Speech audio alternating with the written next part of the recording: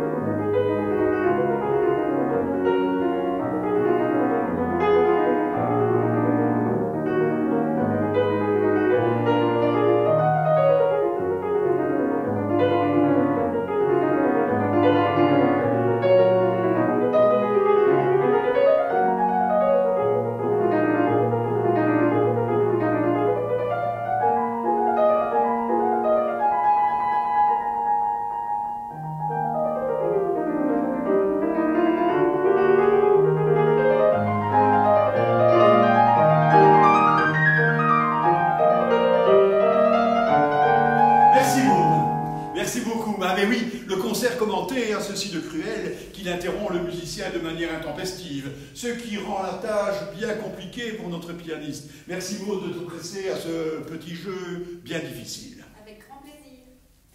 Vous venez donc d'écouter le début de cet impromptu célèbre, parfois abordé par des pianistes en herbe qui tentent d'obtenir cette fluidité si proche de celle d'un ruisseau qui coule et sinue paisiblement, comme dans l'étoile des maîtres du romantisme allemand.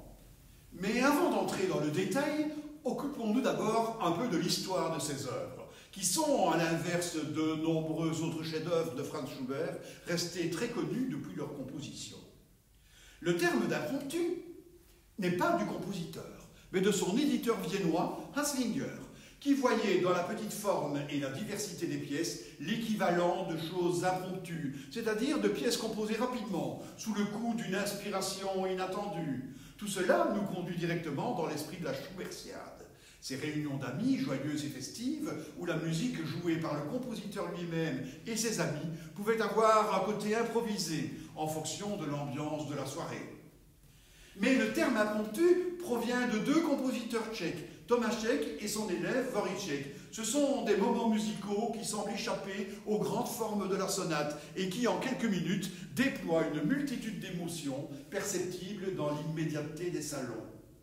Je crois que la dénomination d'Haslinger n'aurait pas été reniée par Franz Schubert, qui affectionnait ces petites formes si caractéristiques. Franz Schubert est connu pour l'abondance de sa production et, hélas, pour la triste brièveté de son existence. Né en 1797 et mort en 1828 à 31 ans, à peine un an après la disparition du géant Ludwig van Beethoven, probablement d'une fièvre typhoïde greffée sur une syphilis qui avait été diagnostiquée dès 1822. L'ensemble des 8 impromptus que nous connaissons aujourd'hui date de 1827. Il y en avait en fait un peu plus, car il existe aussi 3 Klavierstücke de mai 1828 qui peut-être auraient constitué une nouvelle série de 4 pièces. Toutes sont superbes, et les impromptus des 2 cycles de 4 se situent parmi les dernières œuvres du jeune maître, juste avant le sublime triptyque des monumentales 3 dernières sonates. La main droite déploie donc cette guirlande infinie qui parcourt le piano par ses gammes, qui en effet peuvent faire penser à une eau qui coule. Mais on sait aussi que l'eau et son écoulement sont souvent proches de la symbolique du temps qui passe irrémédiablement. Ici, avec une certaine douceur, certes, même si quelquefois les inflexions peuvent être un peu mélancoliques. Maud, peut-on écouter cette main droite?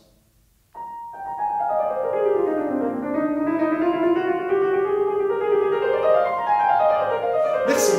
Elle doit laisser une impression de légèreté, de fluidité. Le temps passe. Quand on sait ce que peut signifier cette phrase pour le Schubert de 1827, ce fleuve tranquille ne peut sans doute n'être que temporaire. Mais cette fluidité est accompagnée par la main gauche, minimaliste.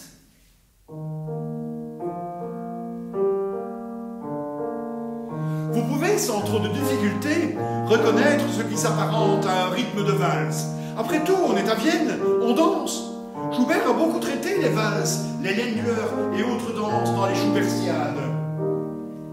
Elles se déroulaient parfois dans les arrière-salles de café viennois, et on dansait. La pièce aurait-elle été dansée lors d'une improvisation impromptue? Nul ne le sait, mais à vrai dire, peu importe.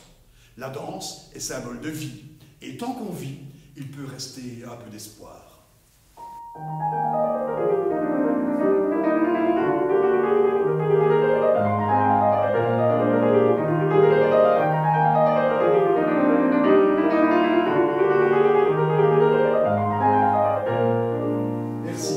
On sait que la valse tourne et détourne. Elle peut même parfois donner le vertige, un vertige amoureux. La valse est en effet une danse de couple qui tranche radicalement par rapport aux danses de groupe et chorégraphies collectives des danses anciennes. La valse, c'est la sensualité, la proximité des corps. C'est en un mot l'amour que Schubert n'a connu vraiment qu'une seule fois, et il y a bien longtemps. C'était lorsqu'il était amoureux de Thérèse Grob.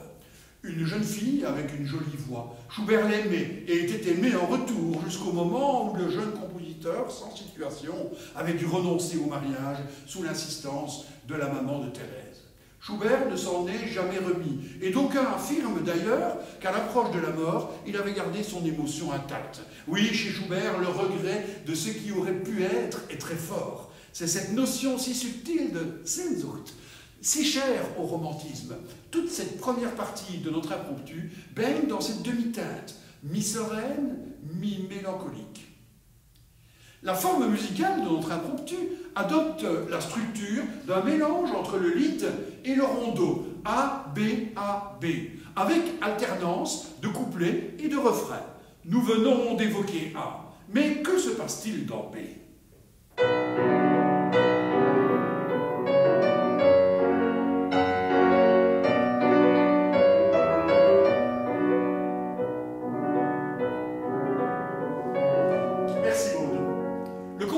Indique bien marqué. La tonalité a changé, vous l'entendez.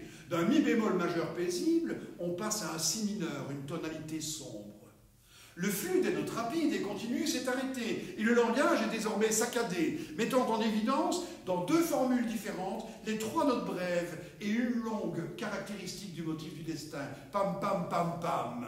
Une première fois, très rapidement, une deuxième fois, plus étalée dans la mélodie. Avec les deux ensemble, et dans sa globalité.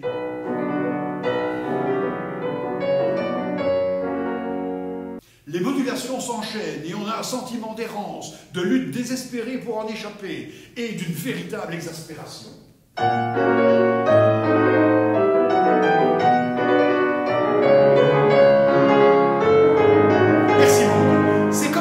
La première partie avait été un long fleuve tranquille, certes un peu mélancolique. Après tout, la notion de Sehnsucht fait bien appel au souvenir ému et à la tentative de le retrouver par le souvenir. Mais le temps de cette partie centrale est rude, et en 1827 représente pour Schubert une période compliquée où la maladie, la solitude et la lutte désespérée, en un mot son destin, ont laissé derrière eux les souvenirs heureux. Comme dans sa célèbre mélodie Au printemps, citée d'ailleurs dans le final de l'avant-dernière sonate pour piano, très proche dans le temps, il semble nous dire « Autrefois j'étais heureux, c'était le printemps et tout prêtait à l'espérance. Mais aujourd'hui, tout est sombre, grave et je suis seul. » Alors se pointe le retour de notre partie A, comme le besoin de se réfugier dans un jadis certes révolu, mais qui persiste dans le souvenir comme un bonheur qui aurait pu être.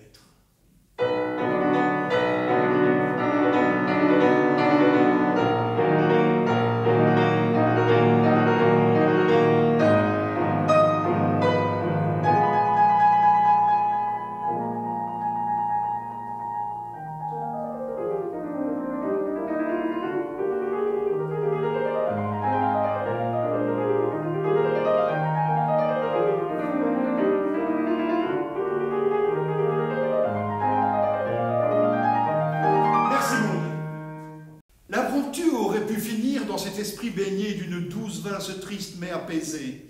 Schubert ne l'entend pas de la sorte.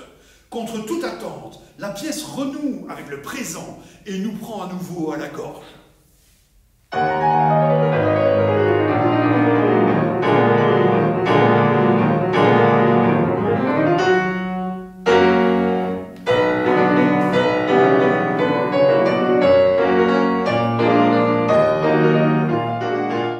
Enfin, dans l'exaspération et même dans une certaine forme de colère, avec 4 gammes descendantes et 8 accords frappés avec rage, Schubert prend congé de son mouvement en nous laissant hagards face au silence retrouvé dans la douleur.